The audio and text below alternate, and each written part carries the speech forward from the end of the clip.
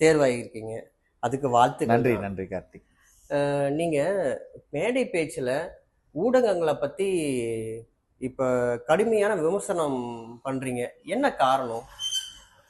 ஊடகங்கள் அதாவது ஜனநாயகத்தினுடைய 4ஆம் தூண் அப்படின்னு சொல்லுவாங்க ஊடகங்களை. ஊடகங்கள் பார்த்தீங்கன்னா ஒரு கட்சி அப்படிங்கிறது இன்னைக்கு இருக்கும், நாளைக்கு மக்கள் ஓட்டு போட்டாங்கன்னா எதிர்கட்சியா இருக்கிறது ஆளுங்கட்சியா வரும், ஆளுங்கட்சியா இருக்கிறது எதிர்கட்சியா வரும். இது அரசியலோட இயல்பு. ஆனா ஊடகங்கள் அப்படிங்கிறவங்க ஒரு தவறுகளை வெளிக்கொணர்வுகளாக இருக்கணும்.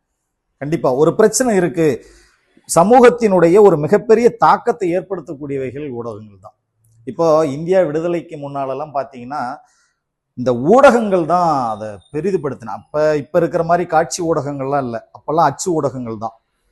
அவையெல்லாம் மக்களிடையே ஒரு விடுதலை உணர்வை, விடுதலை வேட்கையை ஏற்படுத்தின ஊடகங்கள். அதே மாதிரி அதற்கு பின்னால கூட இப்ப அறிஞர் அண்ணா அவர் இருந்த காலகட்டத்துல கூட ஊடகங்கள் தான் ஒரு அநீதியை, ஒரு அக்கிரமங்களை, மக்களுக்கு எதிரான ஒரு விஷயங்களை வெளிக்கொணர்ந்தது ஊடகங்கள். ஆனால் இன்னைக்கு எப்படி இருக்கு ஊடகம்? நல்லா யோசிச்சு பாருங்க. கண்டிப்பா. இன்னைக்கு நாட்டுல கொலை, கொள்ளை, கற்பழிப்பு, ஆணவ படுகொலை, ஆதாய படுகொலை, எக்கச்சக்கமான விஷயங்கள் நடக்குது. இதையெல்லாம் வெளியில கொண்டுட்டு வர வேண்டியது ஊடகங்கள். ஆனா அதெல்லாம் செய்யறாங்களா? அதெல்லாம் எதுவுமே செய்யறது இல்லை கார்த்திக். கண்டிப்பா. நீங்க நல்லா பார்த்திருப்பீங்க. இப்ப சமீபத்துல கூட உண்மையை சொல்லணும்னா இந்த சமூகத்திற்கு எதிரான, மனித குலத்திற்கு எதிரான ஒரு செயல்பாடு அப்படின்னு பாத்தீங்கன்னா வேங்கவேல் சம்பவத்தை சொல்லலாம். அதாவது குடிநீர் தொட்டியில மனித மலம் கலந்த ஒரு மிக கேவலமான விஷயம். கண்டிப்பா. அதை இந்த ஊடகங்கள் எந்த அளவுக்கு வெளிக்கொண்டு வந்தாங்க? கொண்டுட்டு வரவே இல்லை.